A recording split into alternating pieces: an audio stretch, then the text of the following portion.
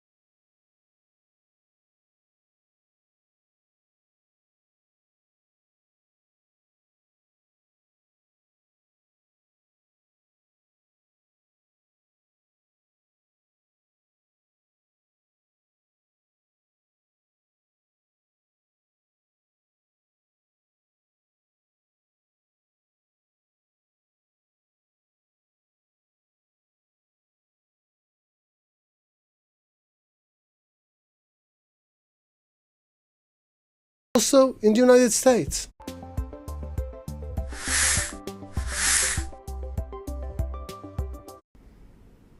Of course, I think Israel has the right of self-defense. So I think you every said about the nation pager, does. like a golden pager, something that is wrong. Isn't it the fact that you, when you're fighting your enemies, you need to kill them first sometimes? There may be circumstances where you can justify killing someone preemptively. And just to restate, Israel, like the United States, like Burundi, like France, like every nation, like every person has the right of self-defense. That's an inherent right. So I've never questioned that. I support it. The question that I think is worth discussing is, what does that mean? Killing innocents is never acceptable. Period. Under any circumstances, by any person or any nation. It's immoral. It's the thing that separates the civilized from the barbarous. Mm-hmm. And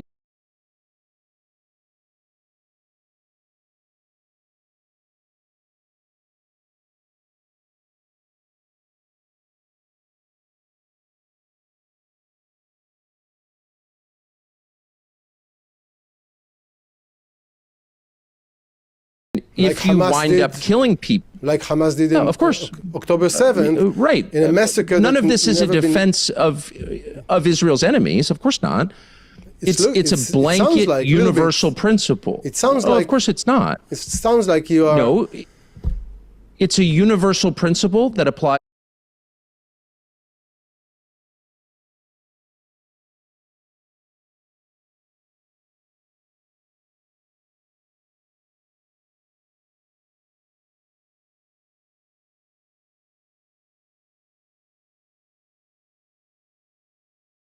to every person and every nation. Now, that is not an attack on Israel. Israel has to, in order to remain considered a civilized nation, abide by the same universal principles everybody else does. If Hamas does something that's bad, it's bad. That does not justify Israel doing that same bad thing, or the United States doing that same bad thing, or anybody doing that same bad thing. So the principle remains the same. You can't kill people who did nothing wrong. It's not just period. bad, you know. I'm going back to October 7th. This was a massacre. Right. That was an attack on Israel, about innocent, about women, raping women, kidnapping infants, taking them to the tunnels for long months inside Gaza.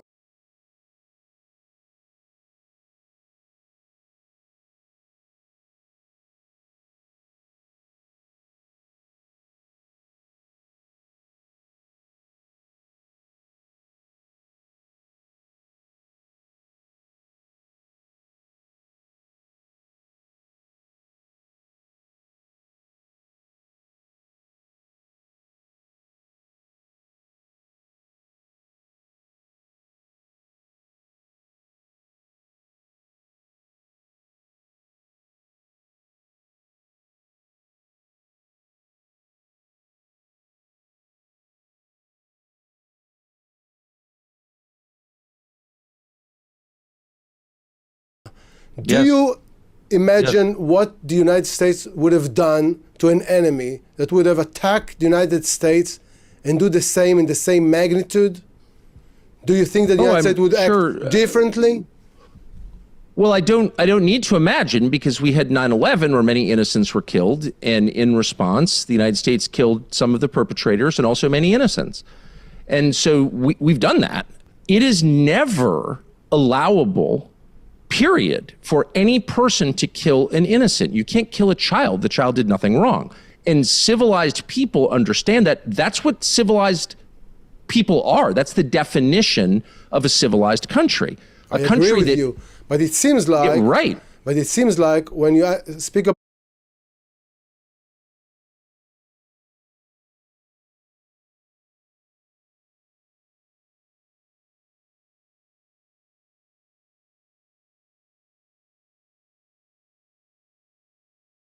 Israel as the most violent state in the world, you forget to mention that it is the most attacked state in the world for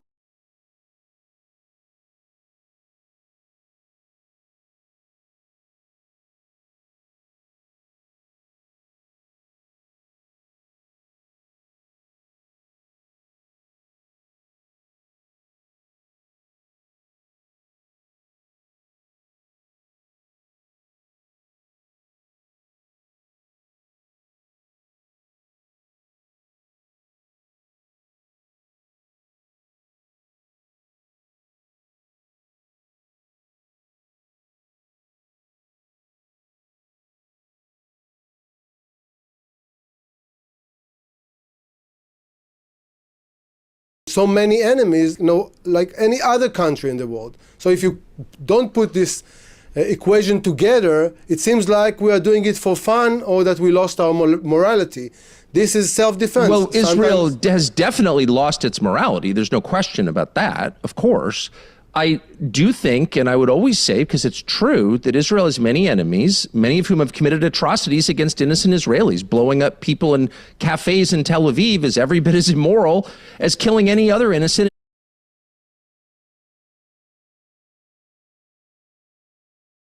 in any other country at any other time. It's all wrong.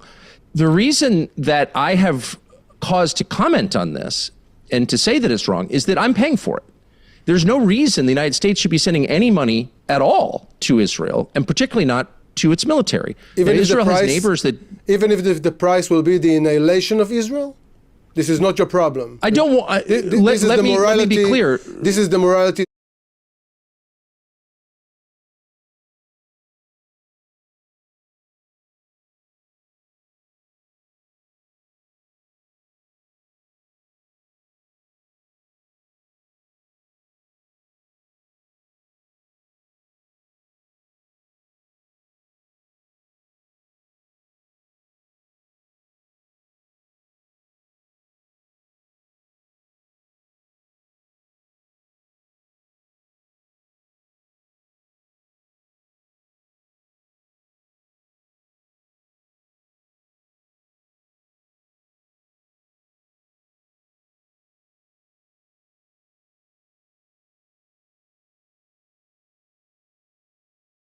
that you're preaching for?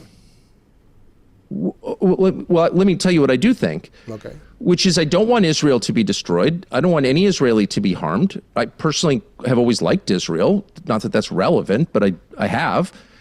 So it's not, I don't want anyone to be hurt in Israel. I just don't understand why the United States has an obligation to pay for any of this, to send the weapons for it, to lend its moral authority to Israel, to lend its diplomatic cover to Israel, to lend its Air Force and its Navy and its military to Israel. I don't understand, where does this obligation come from? And no one will answer that question. And instead they say, well, you're an anti-Semite. Well, I'm not an anti-Semite. All right. And that's not an answer. What is the answer? And I've never received one. And I know now, because of this war, that America's relationship with Israel, while it may be based on good intentions, is hurting the United States very badly, very badly.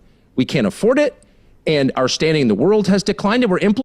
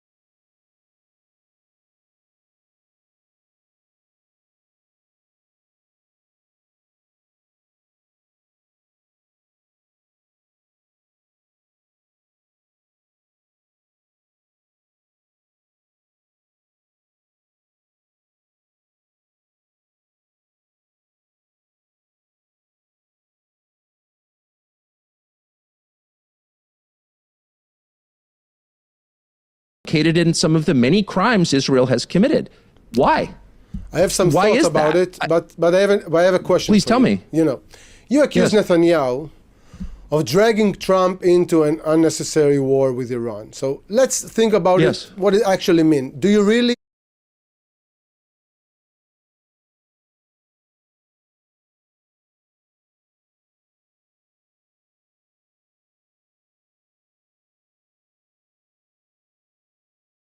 think that a foreign leader can pull the president of the United States into a war he didn't want? And what does it tell us about Trump? Is he really that weak? Well, I don't think that could happen. I saw it happen. I was there. And so that happened. So the question is why? And I just want to be clear, I don't primarily blame the Israeli prime minister, who I think is wrong. I think he's gravely hurt Israel. I think he's leading Israel toward destruction. I think he's a very bad leader and a very unwise leader.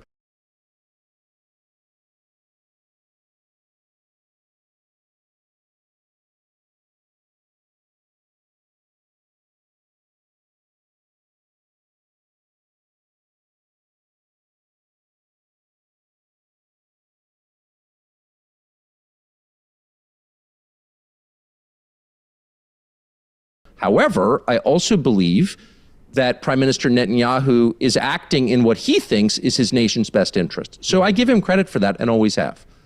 I don't blame him primarily. I blame Donald Trump for folding under the pressure from Benjamin Netanyahu and his many allies in the United States.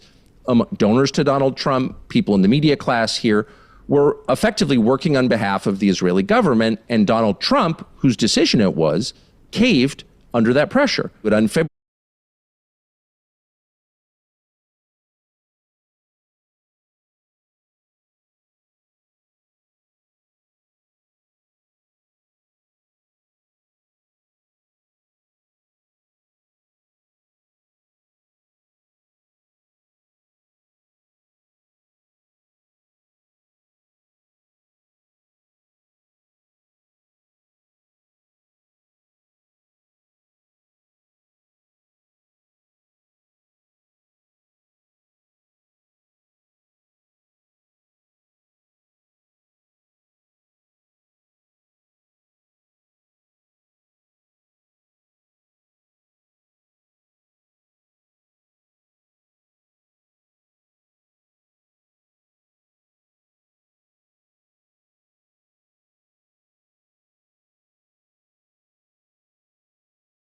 February 28th, the United States followed Israel into this war.